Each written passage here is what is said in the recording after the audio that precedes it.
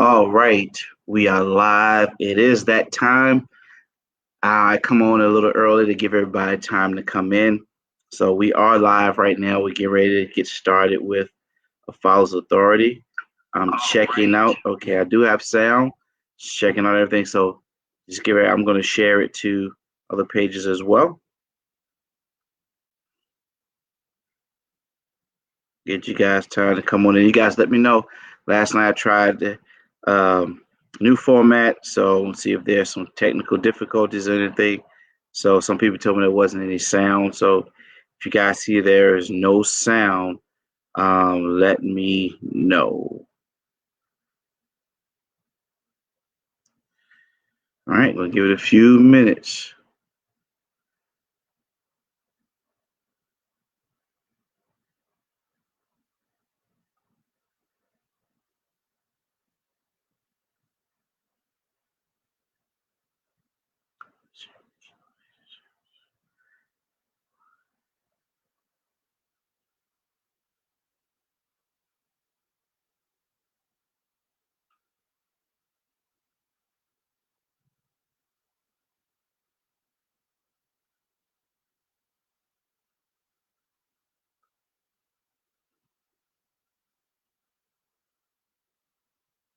All right. Mm-hmm. You got 2 minutes. Come on in the room. All right, why is it not sharing? I'm trying to share to our Kingdom Relationship page. Babe, if you're watching, can you share this to Kingdom Relationships, please? Because I'm not finding it on my phone. If I lose you guys, say, I'm flipping over to my Facebook page, okay? Give me 1 second, and I'll be right back.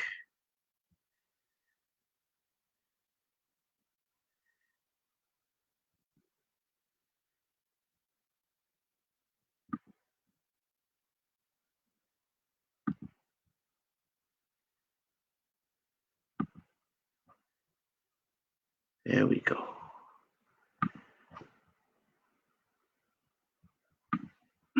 I'm back. That was quick. Uh, all right, it is 8 o'clock, and it is time for a husband's authority. Um, so if you guys just tuning in, for those of you who don't know who I am, my name is Nate Holloway, and this is a husband's authority. And what a husband's authority is a Facebook Live series, sort of like a father's authority that we did, presented by Kingdom Relationships, that talks about marriage from a husband's standpoint. Talks about being a successful husband, the role of a husband, and tips, things on how to be a great husband. What I'm going to be doing this season is I'm going to be interviewing different men and some women, husbands and wives together. Doing husband and wives together so we can see that interaction and get the woman's standpoint while the husband is there, um, just to give us and give you guys some great tips on how to be a great husband, what it means to be a husband. Because I firmly believe, and this is my belief, that a lot of marriages are ending in divorce because so many people are going in not understanding what marriage really means, and especially men, we're not understanding what it means to be a husband. And God gives us that in Ephesians. I'm going to be talking about that a little bit, but just want to give you a synopsis of what this show is going to be about tonight. And so I want to touch on those things. I want to talk about the roles of a husband tonight and just what it means to be a husband and different things that we do when it comes to um, caring for our wives and our family. God was specific when He gave us our roles as a husband. Sometimes our roles can get misconstrued. We can think it's being a dictator. We could think it's just going out working. We could think it's just uh, our family obeying us and listening to everything that we tell them to do. So I'm going to get into but before I get into that, Those of you who have known me should have known that this was going to happen. So first, I want to just come down to my shirt a little bit, show that 49 is faithful. I know y'all saw the faithful on the shirt. I'm faithful to God, but I need to show you that, guys, that 49 are faithful. Super Bowl, baby. I'm going to take a sip of water real quick. That's so good. Hold on one more time. That was good. Just had to do that. Um, but so let's get started. Guys, I've been married for 6 years now.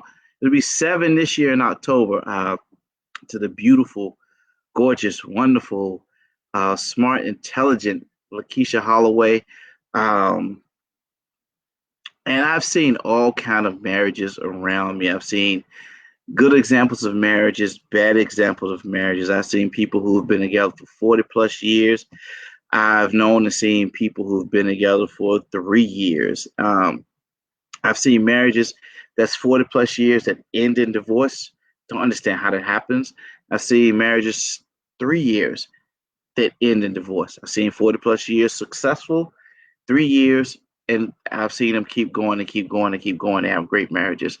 But with this, I went on a journey before I got married because I really wanted to understand what it meant to be a husband before I said I do, or before I brought someone into my world. And what I did was I surrounded myself with, excuse me, with couples who were successful, with married couples and friends who had good marriages, mentors with good marriages, brothers in Christ with good marriages, friends with good marriages, because I wanted to know how to be a great husband. I wanted to know what made it work, what made it tick, what made them be the great man that they are to their wives. And over the years, and even this before I got married, and now I say probably 15 plus years I've been doing this, that I've gotten a lot of wisdom on what to do, what not to do, what to say, what not to say, how to do, how not to do. And I've learned, and it's helping me in my marriage. I know I probably can't give too much advice out there because I've only been married 6 years, but that's the reason why I'm interviewing people who've been married longer. And because I love getting advice and I love seeing everybody else get advice. So what I did was, whenever I saw a couple who were married for 20 plus years, sometimes 10 plus years, because there's wisdom too, I would always ask, hey, what's a success tip? And I think I can show you, think I can pull it up. And it started with this couple. Um, it was this couple, I mean, they were an older couple. I think they were married for like 60 something years. And I saw how happy they were. They were a beautiful couple. And this was actually after I got married. And because I wanted to make sure that I did it right. And they were just loving each other, having fun. So I asked the husband, I said, how long you guys been married? He said, maybe about 60 something years. I said, what's a success tip? He said, 2 words. Yes, dear. And yeah, I kind of took that being kind of, maybe he was being kind of sarcastic and anything. But he said, no, yes, dear. And he said, you're saying yes, dear, but you're really meaning it when you say it. You're saying yes, dear, because you let her know that you hear her. You letting her know that, okay, not that she's telling you what to do or that she's the boss, but that you're taking in what she's saying and that you're listening and that you're agreeing with her. Now, if it's something that you know that you don't agree with, you're not saying yes, dear, but it's when you showing her that appreciation, if I could say that, for what she's saying and what she's asking you to do. And I want to show you guys, if you look at my phone here, if you can see it, this started, I updated, so it's 2019, but if you scroll up, if I scroll up, I have, I don't know how many, it's probably close to 100 now, different marriage success tips that I got from men and women when I asked my question, and I still do. I don't know what I'm going to do with that. I don't know what God is going to have me to do with that, but I know at this point That's what I'm doing, and it's helping me because I really take those things and listen to them. My last church I was in, my spiritual father would always teach on marriage, and those things I would listen to. I would literally be taking notes on marriage when he's talking to the married couples. I'm literally writing down notes, literally writing down notes. And I had someone say to me today that notebook is not going to help you when you're in it. I said, no, I think it will because I'm digesting what I'm writing down, what I'm learning, and I actually use those things in my marriage that helps me with my wife, that helps me care for her and not be insensitive to her feelings, not um, disrespect her and those things. And I love her, and it's helping me to love her even more. But I want to talk tonight because God has given us as husbands the important role of leading and caring for our wives. Now, in the father's authority, I talked about being a father in our church. I want to focus on our wives on this one because we have a important responsibility and it encompasses a lot. And I want to get into that. So let's get into it. Um, I'm going to read Ephesians 5:25 through 33. And it reads, husbands, love your wives as Christ, just as Christ also loved the church and gave himself for her, that he might sanctify and cleanse her with the washing of water by the word, that he might present her to himself a glorious church, not having spot or wrinkle or any such thing, but that she should be holy and without blemish. So husbands ought to love their own wives as their own bodies.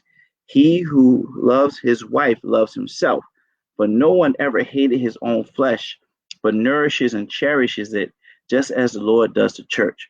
For we are members of his body, of his flesh, and of his bones.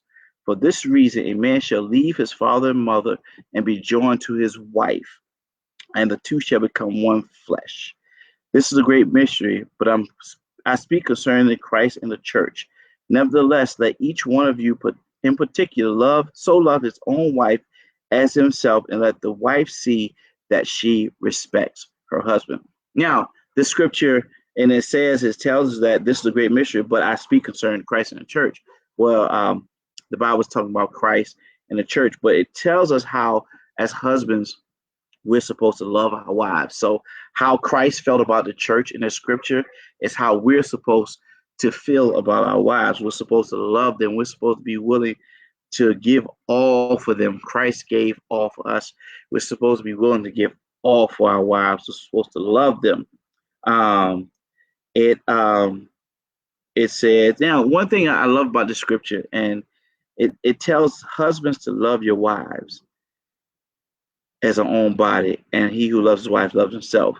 But it never tells the wife to love the husband. But it says, let the wife see that she respects her husband. Now, what I've learned is that when your wife truly respects you, it builds her love for you. When she truly respects you, it builds her love for you. Now, for her to respect you, you have to be doing these things that I'm going to talk about tonight. For her to respect you, you have to be that husband. You have to be that man of stature, that man of character, that man who truly leads his wife, loves his wife, and those things we're going to talk about tonight. But I wanted to read that. That was the New King James Version, and I want to read it in the Amplified. And the Amplified reads, husband, love your wives as Christ loved the church and gave himself up for her. Christ loves us so much that he on the cross for us. He gave his life for us. He gave everything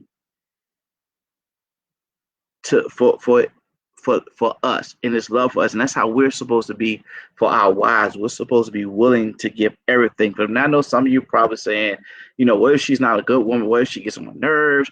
What if she uh, is nagging? What if she treats me wrong? What if she cheated on me? Those things.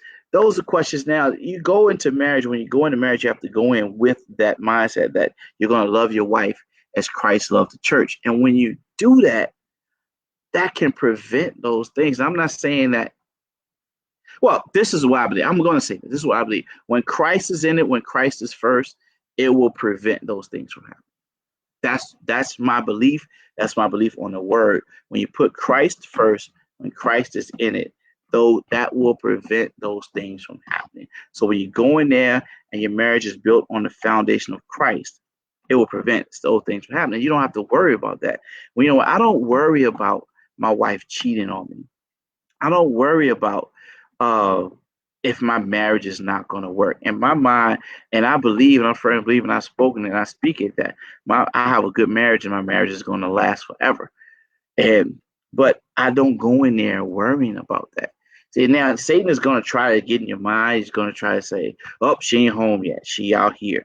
She's cheating. She's doing this shit up." But then you got to cast that down. I'm not saying that he don't try to attack me with those thoughts and things like that, but I know my wife, and so I cast those thoughts down. And when you know your spouse, when you know your wife, cast those things. And same thing with women with your husband. When you know your husband, you don't have to worry about your girl saying, "Well, where he at now? Do you know where he at?" Uh-huh. I bet you can't. See, he ain't answering his phone. Man could be on the golf course, or he could be in the bathroom. You don't know that. But the thing is, you got to know. And when God is the foundation, and He's the firm foundation, He's first in your marriage. You don't have to worry about those things. Let's go back to the scripture. Husbands, love your wives as Christ loved the church and gave Himself up for her, so that He might sanctify her, having cleansed her by the washing of water with the word, that he might present the church to himself in a glorious splendor, without spot or wrinkle or any such things, that she might be holy and faultless. Even so, just as Christ did this, husbands, we're supposed to do the same. Even so, husbands should love their wives as being, in a sense, their own bodies. Even so, just as husbands should love their wives as being, in a sense, their own bodies. So if you love yourself, you're supposed to love your wife. If you take care of you, you're supposed to take care of her. He who loves his own wife loves himself. For no man ever hated his own flesh, but nourishes and carefully protects and cherishes it, as Christ does the church. You are supposed to cherish and protect and love our wives, just like Christ did for us, the church, because we are members, parts of His body.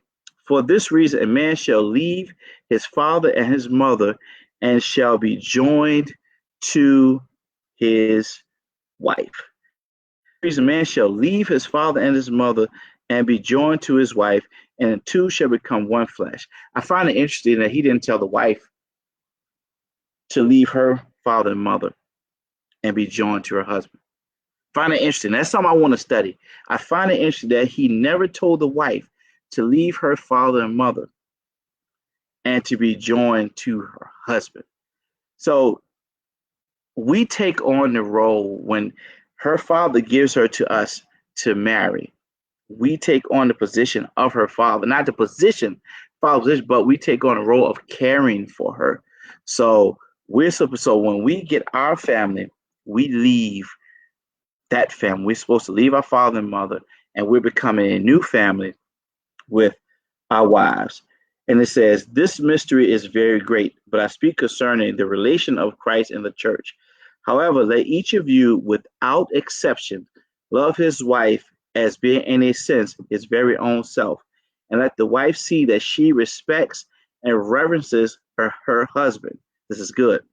"That she notices him, regards him, honors him, prefers him, venerates and esteems him." I have to see what that word means. "And that she defers to him, praises him, and loves and admires him exceedingly." What's the first thing it talks about? That she respects her husband. So, like I said, the respect builds the love for the husband. So let's get into it. And like I said, I believe that when these things I'm about to talk about is done and happens, then you will see how your marriage works. Now, the first thing that we're to do is we have to lead her. We have to lead her. And now I know we said the role is to be a leader in the house. That's one of the roles of a husband, is to be a leader. And everything stems from this leadership role. What is a leader? What are you doing as a leader? Now, if you don't understand that, then you need to go and find out what it means to be a leader. You're a great leader. Now, being a leader is not everybody obeying you and you're telling someone what to do all the time. I have a background in management and leadership, and I learned how to lead and manage my team, how to uh, direct my team, how to lead them without being a boss. There's a difference between being a boss and being a leader. So when you're a boss, you're just bossing people around. You lead out of fear. But when you are a leader, you lead out of compassion and development. And one of the primary roles of a husband in the Bible is to lead. And leadership simply means influence. You're influencing your wife. When you're leading her and you're leading her correctly and properly, you're influencing her in the correct way. So you influence her to respect you and to step in your role and to step in that role and to follow your leadership.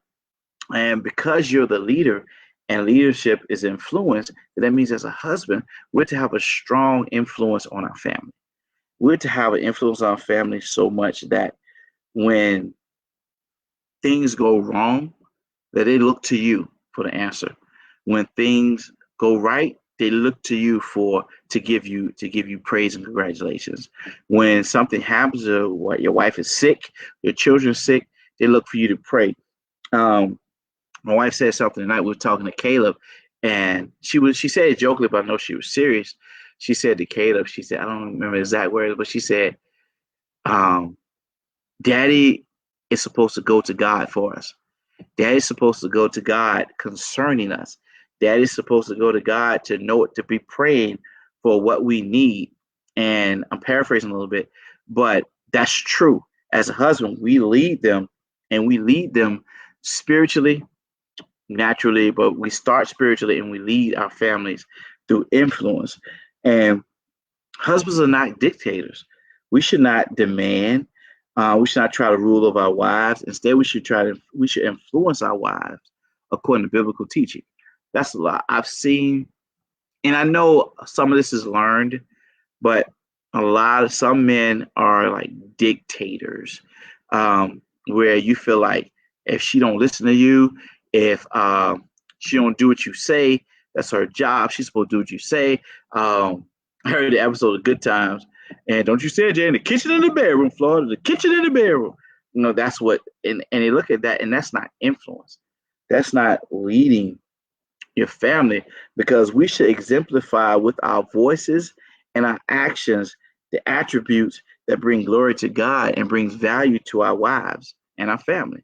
So through our actions and our words, how we lead our family is through our action and our words. And it should be words that exemplify God, that glorify God, and and exemplifies and brings value to our family. Now we can say things to our wives that don't bring value to them.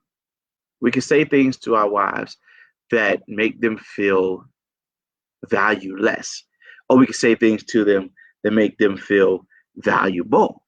So your words and your actions, we could do things for them or to them that make them feel worthless, or we can do things for them or to them that makes them feel priceless. So it's like this: how your wife feels in the home and her demeanor and her character and how she carries herself, honestly, guys, is dependent on how you um, lead them, how you take care of them, what you say to them, what you do for them. If I came in a house and I was yelling at Keisha all the time, and I pushed on her, go shake, well, she probably gonna whoop my behind, but still, just an example. I would never do that to my wife. But an example, if I came in and all Caleb saw was me hitting my wife and me yelling at her and me bossing her around, he's going to grow up seeing that, but she's going to feel worthless. She's not going to feel valuable. And then, so because she doesn't feel valuable, our house and our home atmosphere won't be valuable. If I come in like I always do and say, hey, babe, how was your day? I love you, sweetheart. Hey, beautiful. I'm always telling my wife she's beautiful, how much I appreciate her and how much I love her, getting fresh with her. That's why I get fresh with my wife. Yep. Those things. And so she feels valued. And I'm saying this online. I believe and I know my wife feels valued and appreciated because of how I treat her. Because trust me, Keisha would tell me if she didn't. First thing she would like, babe, we need an honesty session. And she would tell me that she doesn't feel valued. Honesty sessions, I'm gonna talk to you guys about that later down the road. I think we learned that early before we got married to do that. But she feels valued and she feels appreciated. TJ, what's up, man? Um, but so that's the thing you have to do. We have to lead her. The next thing we have to do is we have to provide for and protect her. Now, the role of a husband starts with leadership, but it encompasses provision and protection. I'm going to say it again. I'm going to say it again. The role of a husband starts with leadership, but it encompasses provision and protection. You will never influence your wife properly if you do not care for her. You will never have the right influence on your wife if you do not care for her. And when I say care for her, I'm talking about provision and protection. I'm talking about providing for her and I'm talking about protecting her. And I'm not just talking about uh, financial provision, that's part of it.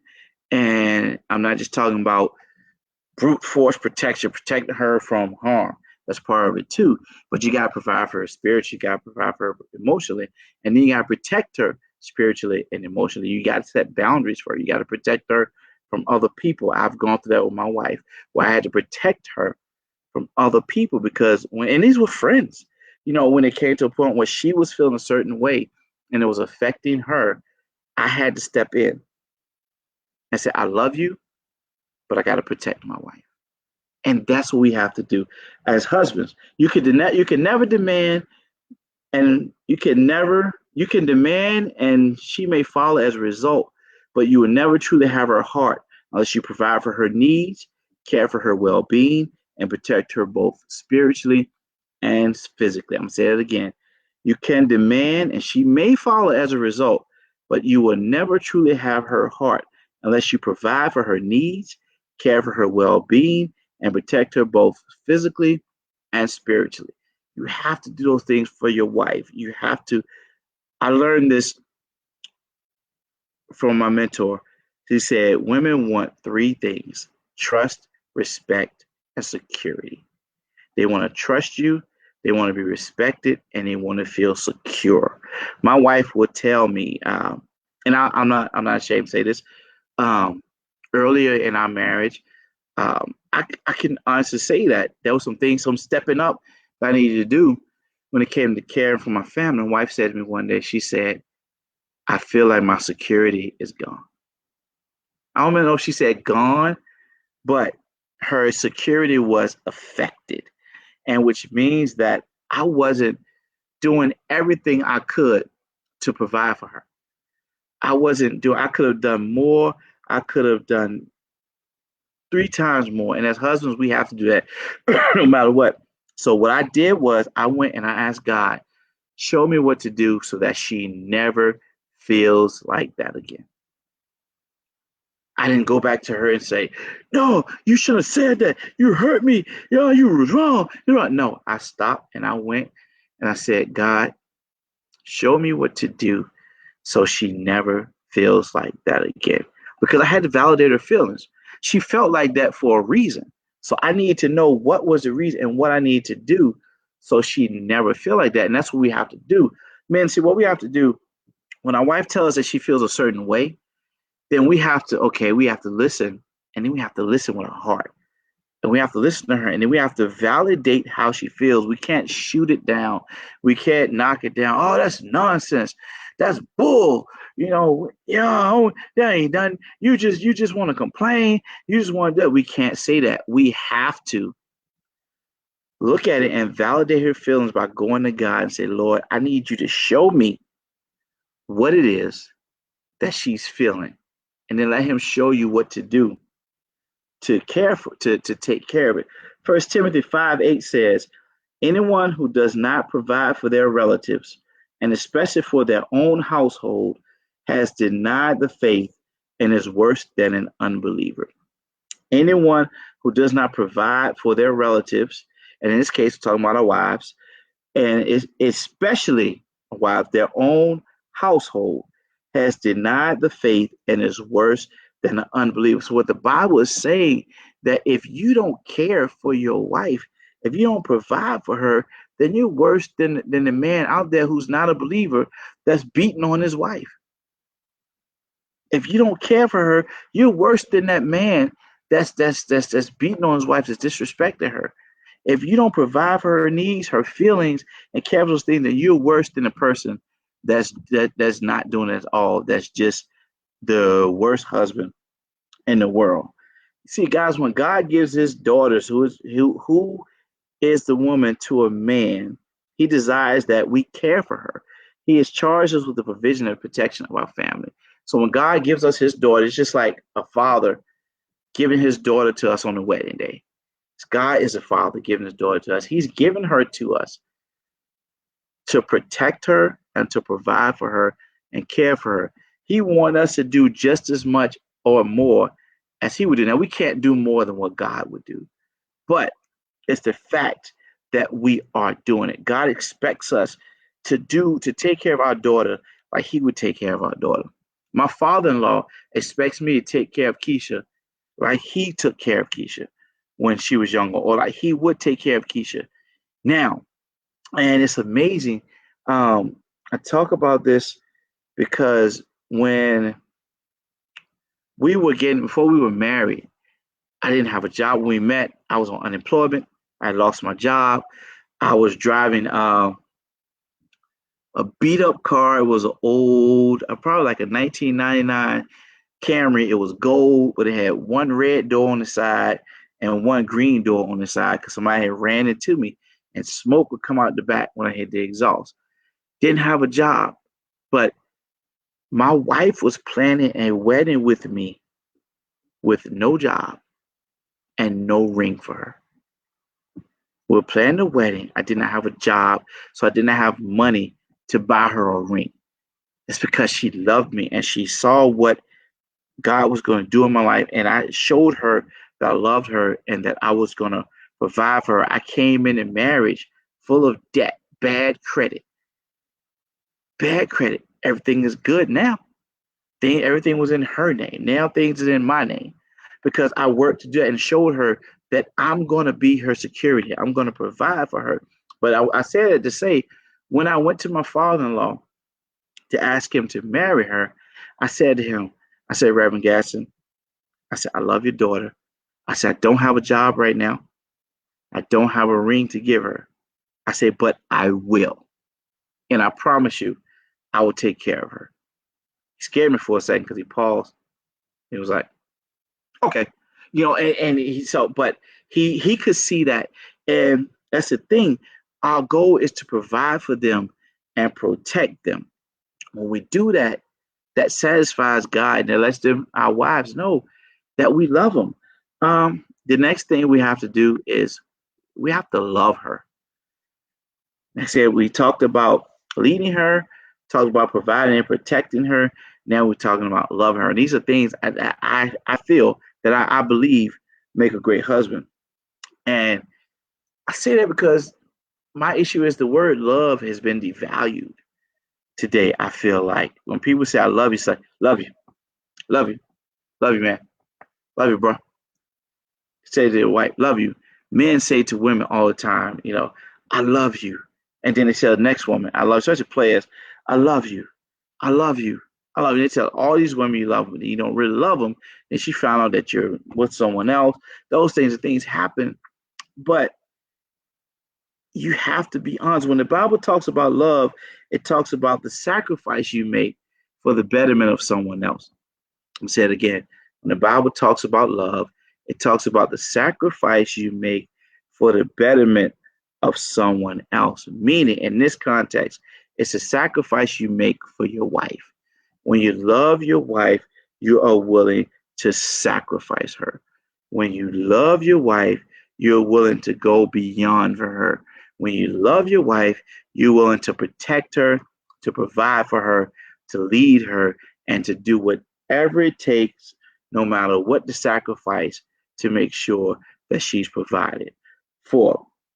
And like I said earlier, God never told the woman to love her husband. He told her to respect him, but he tells the husband to love his wife and be willing to give his life for her. And that's what Christ did.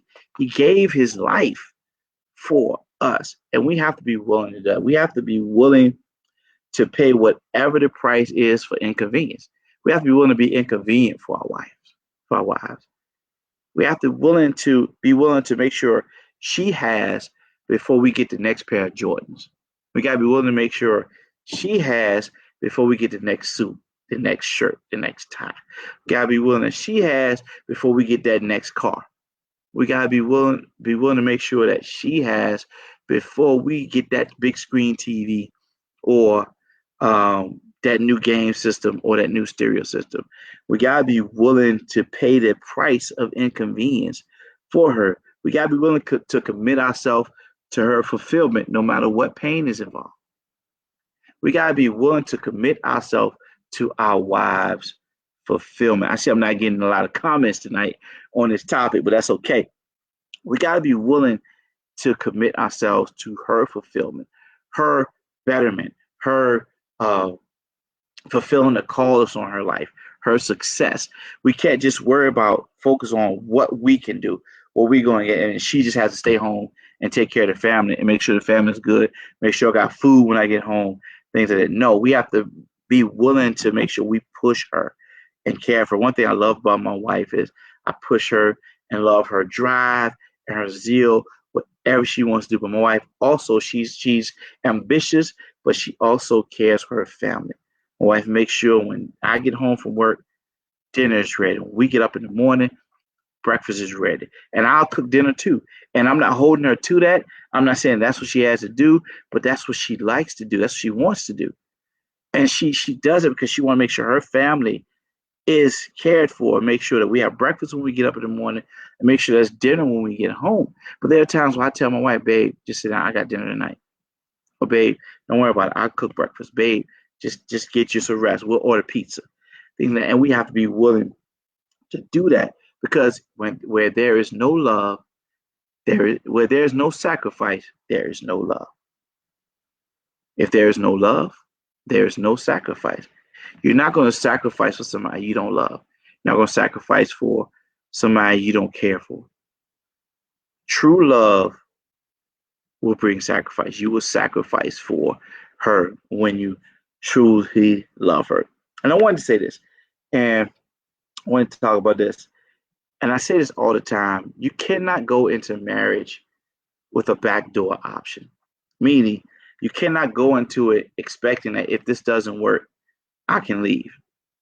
You have to go in it not expecting it not to work, but expecting to have fun and expecting the end result of a great marriage and be willing to put in the work. So many people go in there with the option. Well, if it don't work, I got an option. I can just leave. Or we think, well, what if I had married so and so? She didn't treat me like this, and those things, and that's what causes tension in your marriage, and that's what causes problems to arise. That's what causes your marriage to end in divorce. You got to, you got to go in there with the end result of success in your mind. Next thing is you have to be her companion. And when I say that, I mean be her friend, be her companion. You guys are in this together. Companions do things together. You're in this, you're a team. It's not just one person, it's not just all about you, it's about the family, it's about you as a family. First Peter 3:7 reads, in the same way you married men should live considerably with your wives with an intelligent recognition of the marriage relation, honoring the woman as physically the weaker, but realizing that you are joint heirs of the grace, God's unmerited favor of life, in order that your prayers may not be hindered or cut off. Otherwise, you cannot pray effectively. What this says, you have to live with your wife. You have to dwell together with her, and dwelling means you're living together, you're doing things together, you're dwelling together. You are a team. The role of husband is fulfilled through the heart of companionship. Like I said in Ephesians 5:33, it says, for this reason A man will leave his father and his mother and be unified with his wife, and the two shall become one flesh. If you're becoming one flesh, that means you're one person. So whatever you do, the other person does. That's dwelling together. If I'm one flesh, then we're on the same accord. My wife and I are on the same accord when it comes to our house. We make sure we do our best to stay in the same mind frame, the same accord, to stay on point together with what's going on in our house, how we're raising our son, how we're handling our finances, how we're treating each other, what we're going to do, how we're going to love it, those things. And when you dwell together and when you're a companion, you do that because you're focusing on the person that your friend, your lover, you're focusing on making sure that they are happy, have everything we need. Because the relationship between a husband and a wife is meant to be one of love, respect, and support. I'm going to say it again. The relationship of a husband and a wife is meant to be one of love, respect, and support, because you should always work together with your wife as a team to develop and grow your family. And I say that because I was talking to one of my mentors a couple weeks ago, and I needed some fatherhood advice.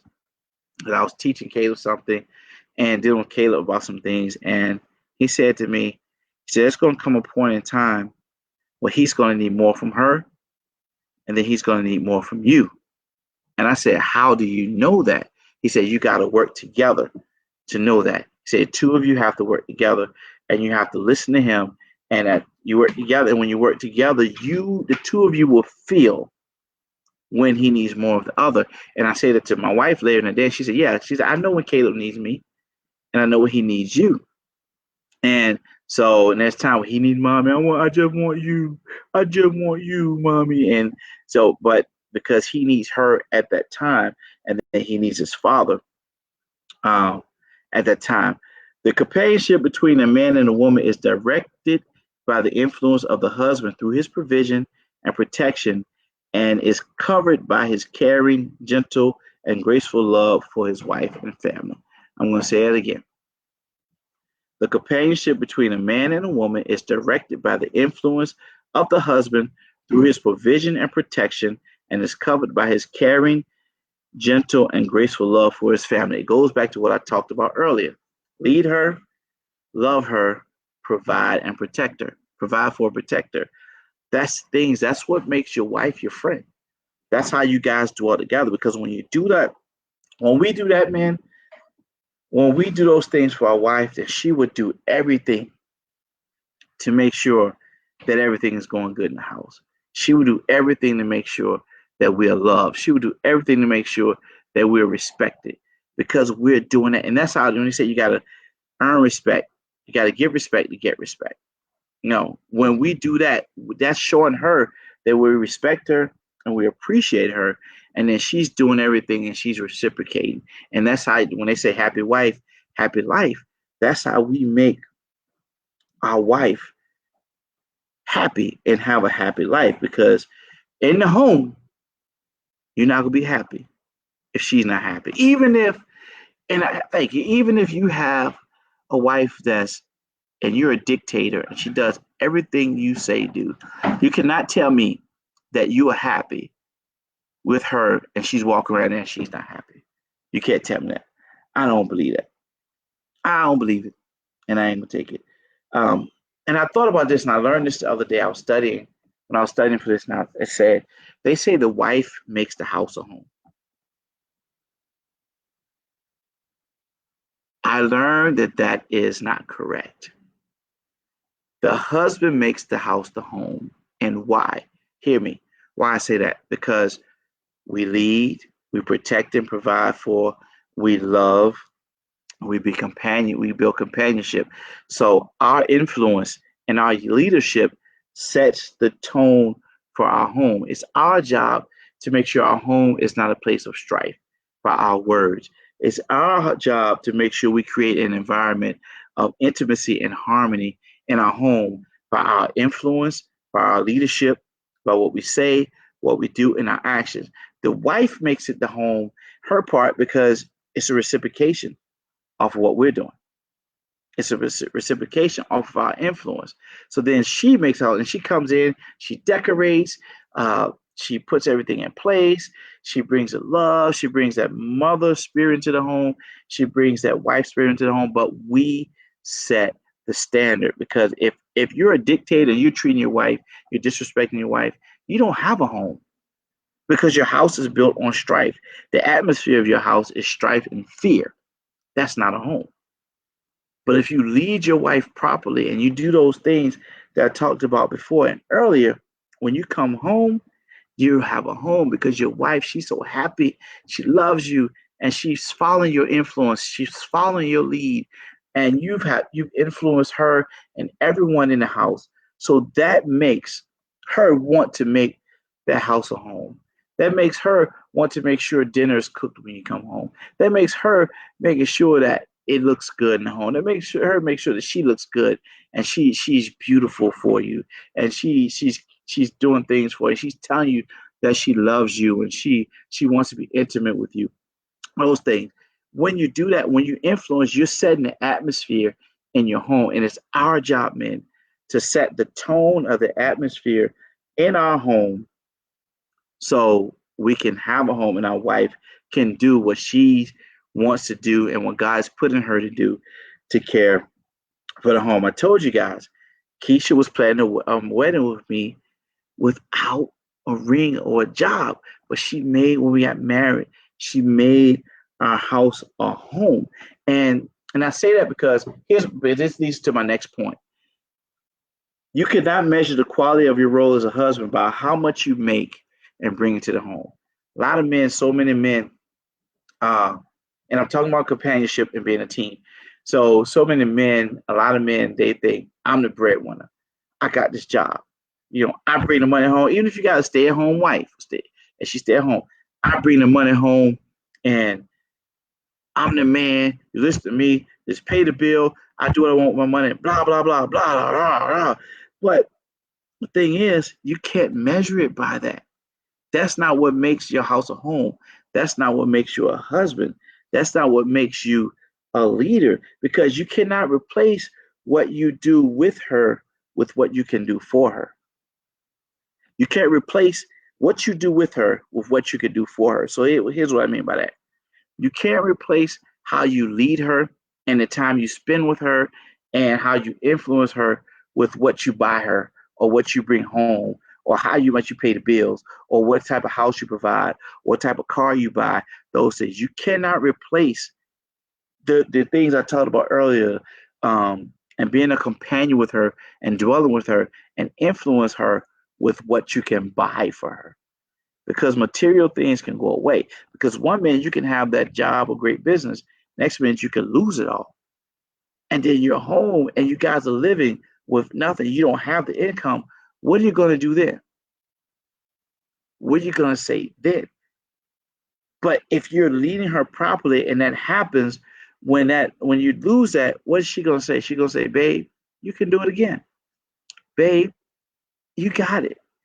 Babe, I believe in you. Babe, what you need me to do?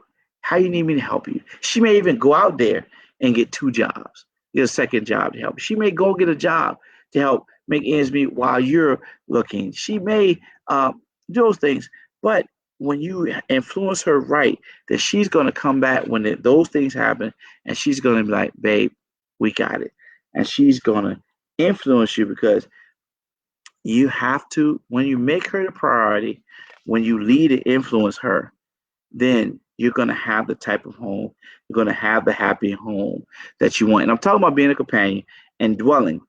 And when you dwell together, you make her the priority. When you make your wife the priority, you show her how much you appreciate her, how much you love her, and how much she means to you. You spend quality time with her. Those things. Sometimes it's not just about sex. Spending time with her, not just about sex. It's about sometimes maybe you just need to wrap your arms around her and say, babe, you're the most beautiful woman in the world. Sometimes just grab her and kiss her on the forehead. Say, I love you.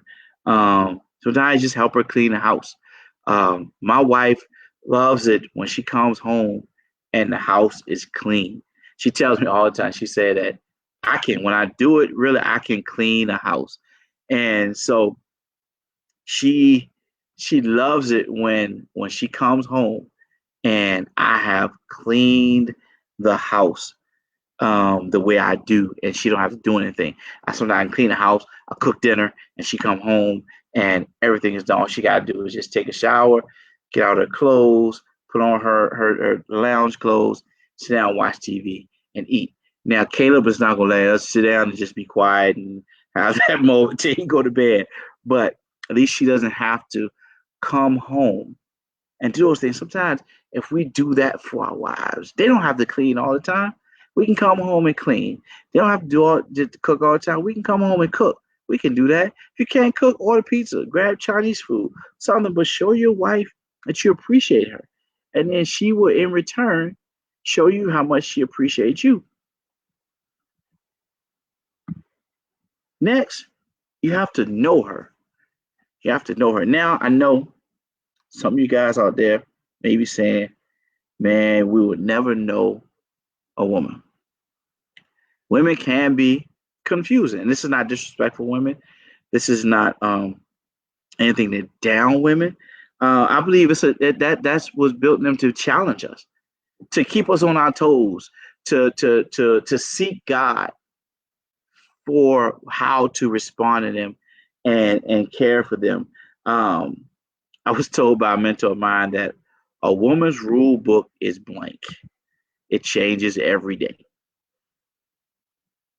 You know, we have to be able, like I said, I believe that God put that in them to keep us on our toes, because to keep us to a point where we have to be able to adapt as men, because sometimes men, we can get complacent, especially as husbands, we can get complacent and just sit back, and women could be, they could do things and we could get, what's the word, comfortable comfortable with it and not step up. So sometimes they have to like just change up the scenery, change the atmosphere to make us step up, you know. And then when we do that, when they do that, it makes us say, okay, I need to step up. I need to she's switched, she's different. Let me go to God and say, God, okay, I need you to show me um what's going on. What did I say to get her upset here? Or what does she want here? Or I used to know what she want uh let's say for the holidays, for her birthday. I used to know what she wanted, but now she switched. And we can go to God and God can show us what to do and how to know her. And I, like I said, when I say know her, I know the Bible said know her. The biblical says it's talking about sex, but I'm not talking about sex here. I'm talking about spending time with your wife. Know her. We got to spend time getting to know her continuously. One of my friends, James, he married a friend of mine, Ginger, the Simpsons, Pastor James Ginger Simpson. He said, I was listening to a Facebook Live that did one day, and he said that he has a ginger file. And what he said was that when he met her, he has a file of everything. Now, James, if you're watching, if I'm wrong, tell me if I'm wrong. But he said that, and that's where I get advice from other men. He said that when he met her, he's got a file. He notated everything that she liked, anything she saw. If they were out, if she saw something in the store, she said she liked it. She noticed it. He wrote it down, and then later he'll go back and get it. Or I think it was one time with some boots or something. It was on Facebook Live, and they were talking about it. But that really stood out to me, because he said he had a file of things that he knew she liked and that he kept. And so when he know he wanted to do something for her or spend time with her or get to know her, he just go back to his ginger file and and learn and go back and get things and be able to do that. We have to do that because we have to make her feel special. We have to continue to make our wives feel special. Um, and we have to listen to her with our ears and with our heart. This is key, because sometimes, and um, I was guilty of this. So my wife would say something to me, and I thought I heard her, but I didn't hear. I heard her words. I heard what she was saying, but I didn't hear what she was saying. Look at me, my heart. I'm looking at heart, and know her is that went too fast. We shouldn't be on that one yet. Um, yes, we all know her. I'm sorry, but I didn't listen to her heart, and I'll let y'all see that again too. Um, I didn't listen to her heart. So we have a marriage accountability couple, and we were talking to them, and the husband said, he said something, and she said, "That's it." And she started crying, and then I realized that I wasn't hearing her heart. I was listening to her words, but I wasn't hearing the words in here. So I couldn't understand what she was wanting from me. And sometimes we can get frustrated because we don't understand what she's wanting, what our wives are wanting from us because we're not listening to her heart. And that's the thing. And that's how we do when we know her, when we spend time with her and we build and we dwell with her, we get to know her in her heart. And the last thing is that we have to honor her. We have to honor her. We have to honor our wives. We have to treat her like a queen. You have to treat her like she's the most precious jewel, most precious person in the world. We got to look at it as nobody is going to take the place of her. She is my queen. I had a lot of brothers say, she's my queen, she's my queen. But are you treating her as your queen? It's a question. Are you appreciating her? You have to appreciate her and show her how special that she is. We have to make her feel special by our words, by what we say to her, how we speak to her, what we do, what we say has a lot to do with how we make our wives feel, how us feel special. Like call her in the middle of the day and tell her, hey, I was thinking about you. And I know this may sound cliche, this might be something that you've heard over the years, but until you do it, it's it's it's just something you heard. Just call in the middle of the day, say, "Hey, I'm just thinking about you. I love you. I miss you." Or send her a text. Everybody texts now. Every now and then, I'll text my wife an emoji. Um, I'm not telling you what type of emoji. But sometimes I text her and say, "Hey, babe, I love you. I miss you." Or I send an emoji, love you, the big heart, and all that stuff. Um, but or she'll send me an emoji. But those things, and when she does it for me, I know how it makes me feel. So I know I can understand how it makes her feel. When she sends me those things and say, I love you, babe. I miss you, thinking about you today. It makes me feel good when I'm at work. It makes my day go past because sometimes it'll come right on time. And if I'm having a long day, hard day, even if I'm having a good day, it makes me feel even better about my day when I get those texts and things from my wife, sending her gifts, flowers, those things. But the key to success in this area, in any of these areas, guys, the key to success on what I've been talking about tonight is consistency. Consistency, consistency. No matter what I say tonight, no matter what I've talked about, no matter what we do, if you're not consistent with it and you're not genuine with it, it's not going to have the effect that you want it to have. You have to be consistent, consistent, consistent, consistent, guys. I hope um, this helps you guys tonight. I hope some of you impact, whether men, women, but I hope that I've reached some men and that through this series, I hope that some men are reached and impacted to look at their roles as husbands and rethink what it means to be a husband and look at yourself and say, am I doing these things? And these things I talked about tonight are not the only things. These just certain things as I in my study that I picked out. There are other things like understanding her love language. Um, if we would talk about that, understanding her love language and those things, and knowing just being willing to to become the man, the husband that God created you to be for your wife, because He created her for that special person. He created her, and there's a certain way that we have to care for her. And to understand the creation, you have to go back to the Creator. You understand the creation, you got to go to the manual. So to understand how to work my phone, and most people probably already know I use an iPhone, but if you really want to know I use this phone, you got to go to the manual. I never read the manual on my phone.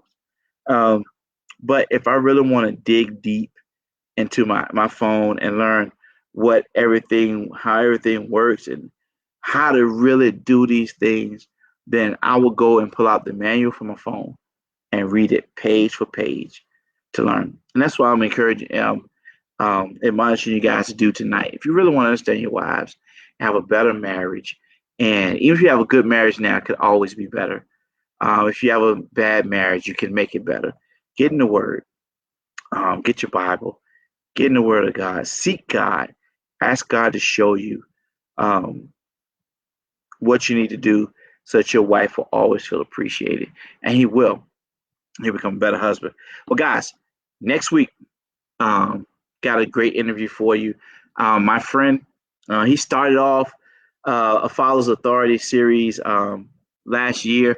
My friend and brother, Pastor Cedric Rousen, he's going to be on here next week, next Monday night, February 3rd, and we're going to be talking about um, being a husband, roles of a husband, and we're going to have some good, good dialogue. Whenever he's on, it's always a pleasure, and it's always great, guys. We're going to be every Monday night at 8 o'clock Eastern.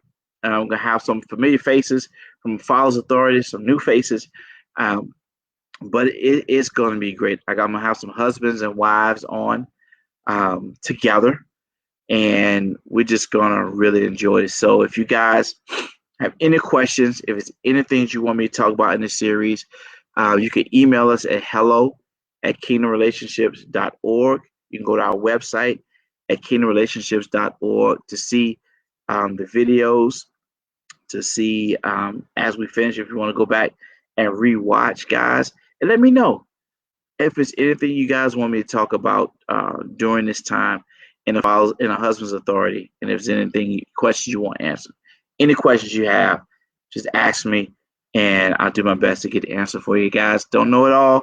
Only been married 6 years, but God's wisdom is infinite, and I'm gonna have people on that can help you and give you that advice. All right, guys. So till next week, Monday night, February 3rd, with Pastor Cedric Rousen. I look forward to seeing you guys. Love you. Thank you for tuning in. Be victorious.